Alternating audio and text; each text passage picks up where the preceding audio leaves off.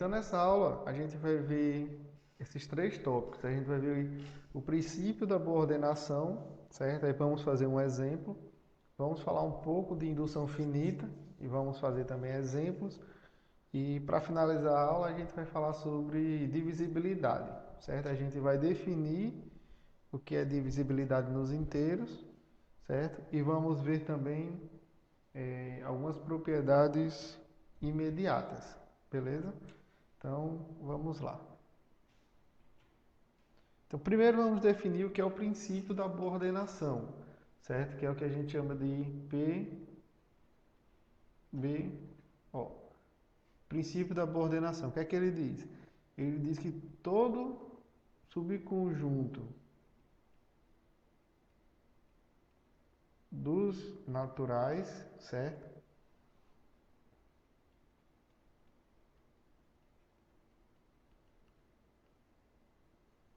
Ou dos inteiros positivos,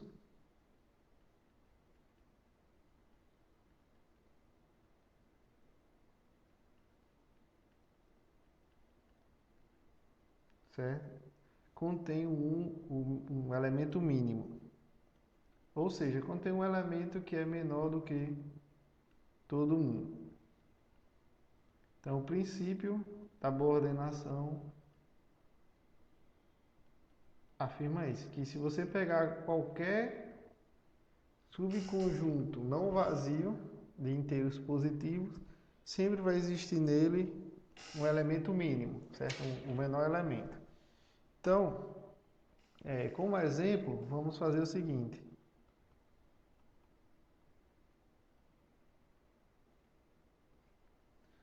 Vamos mostrar que não existe nenhum número inteiro entre 0 e 1, certo? Então, o exemplo é: não existe um número inteiro, um m pertencente aos inteiros, tal que esse m está entre 0 e 1. Na realidade, não existe nenhum inteiro entre dois inteiros consecutivos, certo? Mas aí a gente vai fazer para 0 e 1 e você pode fazer para o caso geral, que é dois números consecutivos, não tem nenhum inteiro entre eles. Note que aqui é menor e menor, não menor é igual, beleza? Então, eu vou chamar de S, certo? A gente vai fazer por contradição, né? Então, eu vou chamar de S o conjunto de todo P inteiro, tal que ele está entre 0 e 1, certo? O P é inteiro, está entre 0 e 1. Como eu estou supondo que existe um, certo? Então, esse conjunto aqui ele é um conjunto diferente do vazio, ok? Tranquilo? Então, pelo princípio da boa ordenação, significa dizer o quê? Significa dizer que ele possui um elemento mínimo, certo? E eu vou chamar esse elemento mínimo, eu vou chamar de P0, certo? Então, seja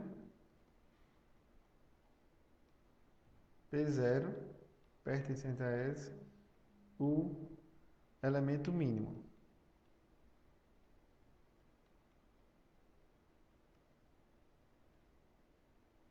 certo?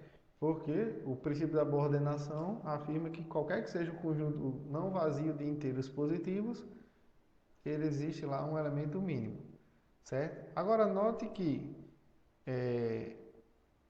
então o zero é menor do que o P0, que é menor do que 1, certo? Como o P0 é maior do que zero, a gente pode multiplicar essa sequência de desigualdade por P0 e ela não vai alterar. Então vai ficar 0 vezes P0 é menor do que P0 vezes P0, que é menor do que P0 vezes 1, que é P0. Ok? Só que o P0 ainda continua menor do que 1. Então, a gente pode escrever isso daqui como sendo 0 menor do que P0 ao quadrado, que é menor do que o P0, que é menor do que 1. Agora note que o P0 ao quadrado é um elemento de S. Por quê? Porque o P0 é um inteiro vezes um inteiro ainda é um inteiro. Então esse cara é um inteiro que está entre 0 e 1. Então ele está em S. Porém, isso é um absurdo. Por quê? Isso é uma contradição. Por quê? Porque o P0 ao quadrado é menor do que P0 e, por hipótese, o P0 seria o elemento mínimo, certo? Então, o P0 ao quadrado está em S e é menor do que e o P0 ao quadrado é menor do que o P0. O que contradiz o fato de o P0 ser o elemento mínimo. Beleza? Então, significa dizer que não existe nenhum número inteiro entre 0 e 1. Agora que a gente viu o que é o princípio da coordenação, vamos agora falar sobre o princípio da indução finita, certo? Então vamos primeiro enunciar o que é o princípio da indução finita, certo? Então, vou colocar aqui o princípio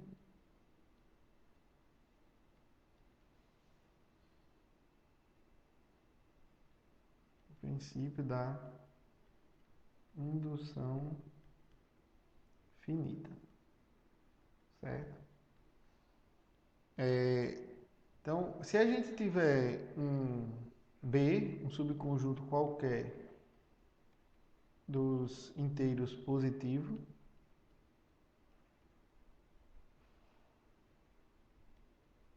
certo?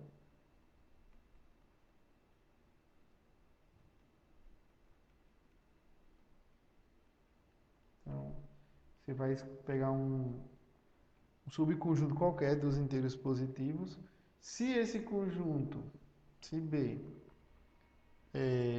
possui as seguintes propriedades,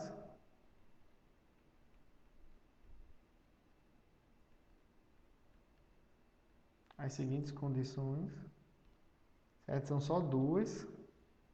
Primeiro, é que o número 1 pertence a esse subconjunto B. E o 2 é sempre que um K qualquer pertence a B, então o K mais 1 também pertence a B. Se essas duas condições forem satisfeitas, então B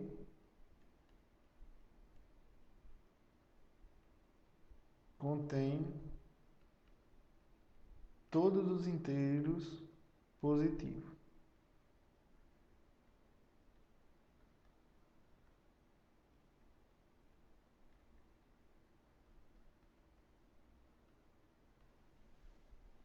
Ok? Então, se você tem um subconjunto dos inteiros positivos, onde o 1 é um elemento que está lá, e sempre que um número pertence a esse conjunto, o seu sucessor também está, então esse subconjunto B ele vai conter todos os inteiros positivos. Agora vamos fazer um exemplo de indução finita, certo?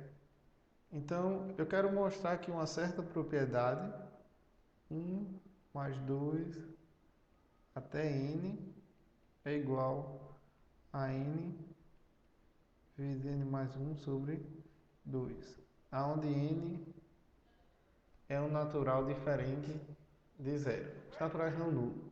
Ou seja, eu quero mostrar que uma coisa é válida para todo inteiro positivo. Então, a gente pode fazer uso da indução finita. Então, a gente tem que verificar as duas condições, certo? A primeira propriedade, a primeira condição é que essa propriedade aqui ela tem que ser válida para n igual a 1, certo? Então, se assim, a gente substituir n igual a 1 aqui, vai ficar 1 vezes 1 mais 1 sobre 2, vai ficar 1 vezes 2 sobre 2, que dá 1, certo? Só que, se eu somar de 1 até n, se o n for 1, vai dar 1. Então 1 é igual a 1. Beleza? Ok? E o segundo é o seguinte: a gente vai supor que a condição é válida para um certo K e a gente tem que verificar se ela é válida para o sucessor, para K mais 1. Então, supondo que essa propriedade aí ela é válida para um certo K, temos que verificar se é válido, se essa propriedade continua sendo válida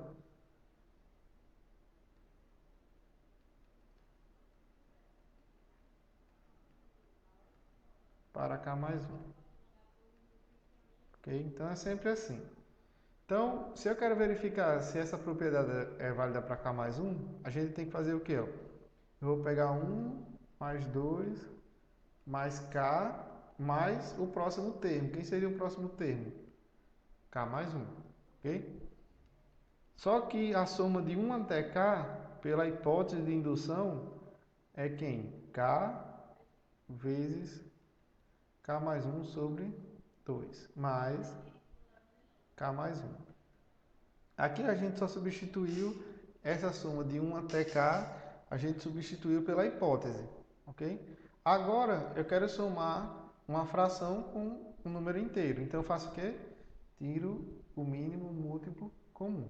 O mínimo entre 2 e 1 é 2. Então vai ficar K mais 1, mais 2 vezes K mais 1, certo? Fazendo a distribuição aqui, ó, vai ficar K ao quadrado mais K mais 2K mais 2. Tudo isso dividido por 2. Aí aqui vai ficar K ao quadrado mais 3K mais 2. Tudo isso dividido por 2. Se você usa aqui a fórmula de Bhaskara e fatora esse quadrado aqui, isso daqui vai dar exatamente K mais 1 vezes K mais 2 sobre 2. Beleza? Agora, se você pegar esse K mais 1 sobre 2, esse carinha aqui, certo? Ele é exatamente essa propriedade aqui, você substituindo N por K mais 1, certo? Ou seja, a soma de 1 até K mais 1 é exatamente K mais 1 vezes K mais 2 dividido por 2. Então, a propriedade também é válida para K mais 1. Portanto, a propriedade aqui é válida para todo inteiro positivo. Então, para todo n no conjunto dos naturais diferente de 0. Vamos fazer mais um exemplo sobre indução finita, só que agora vamos fazer com uma desigualdade, certo? Então, a gente vai mostrar, a gente vai verificar a seguinte desigualdade, certo? Que exemplo 2, 1 mais R elevado a N, certo?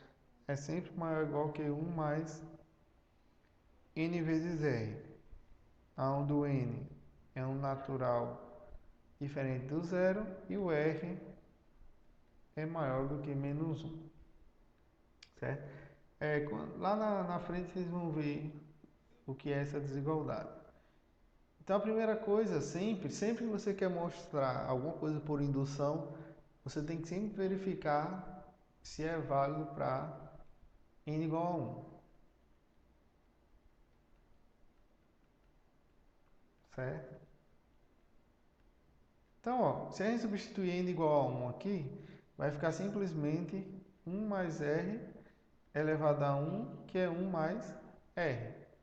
Por outro lado, se a gente substituir n igual a 1 aqui, vai dar simplesmente 1 mais R. E 1 mais R é maior ou igual do que 1 mais R. Então, para n igual a 1 é válido, certo? Depois que você verifica que se é válido para n igual a 1, você vai fazer o quê? Você sempre supõe válido para um certo k, certo? E vamos verificar se é válido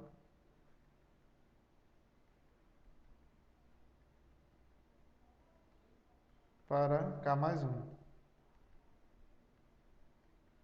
certo? Então, sempre isso. Verificou para 1, ok. Depois você supõe que é válido para k e tenta mostrar para k mais 1. Então, nesse caso aqui, quem é a nossa hipótese? Certo? A nossa hipótese é que essa propriedade é válida para k. Então, 1 mais r elevado a k é maior ou igual do que 1 mais k vezes r. Essa aqui é a nossa hipótese. Agora a gente vai verificar se é válido para k mais 1. Então vai ficar 1 mais r elevado a k mais 1. Só que 1 mais r elevado a k mais 1, eu posso escrever como sendo 1 mais r vezes 1 mais r elevado a k, certo? Usando a hipótese de indução, isso daqui vai ficar maior ou igual do que 1 mais r vezes 1 mais k vezes r. Fazendo a distribuição aqui, vai ficar 1 mais r mais k vezes r ao quadrado. Então, isso daqui vai ficar 1 mais 1 mais... A gente fez a distribuição aqui. Aí esse vezes esse. Aqui faltou o k. KR. Aí R vezes 1R e R vezes KR. Ok? Aqui a gente pode colocar o R em evidência. Mais K. Agora observe que esse carinha aqui, o K, certo? O K é um cara que é positivo, certo? Por quê? Porque esse N aqui, ele está nos números naturais. Então esse K aqui é positivo. R ao quadrado é sempre positivo. Então eu tenho uma soma onde eu retiro uma coisa que é positiva. Então essa soma vai fazer o quê? Ela vai diminuir.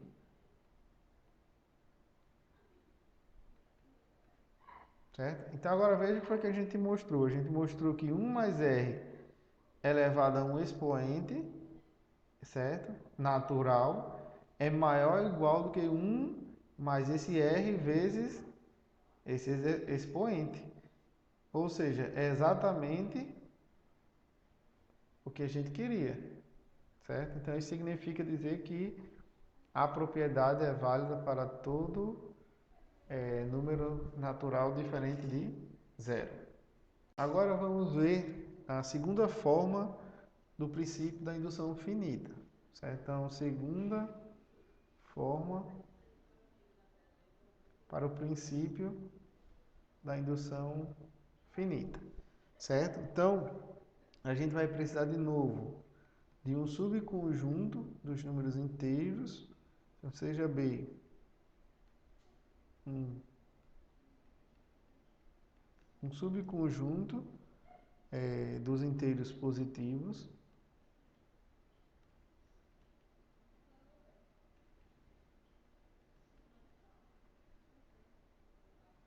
se esse subconjunto B possui as seguintes condições.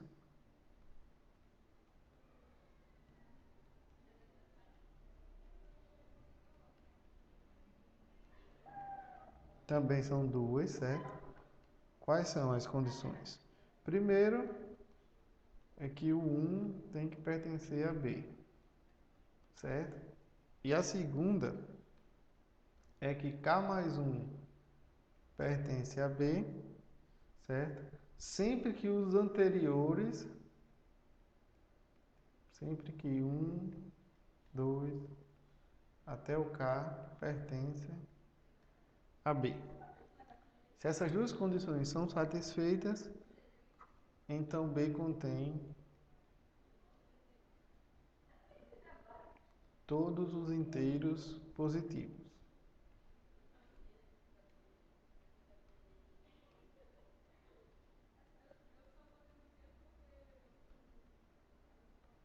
Certo? Então essa é a segunda forma para o princípio da indução finita. Agora vamos começar com os conceitos de divisibilidade nos inteiros, certo?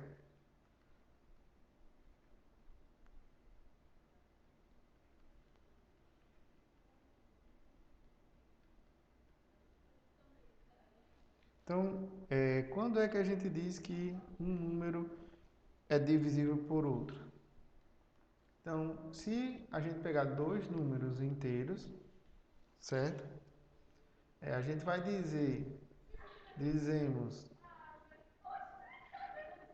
que A divide B, certo? Quando existe um inteiro C,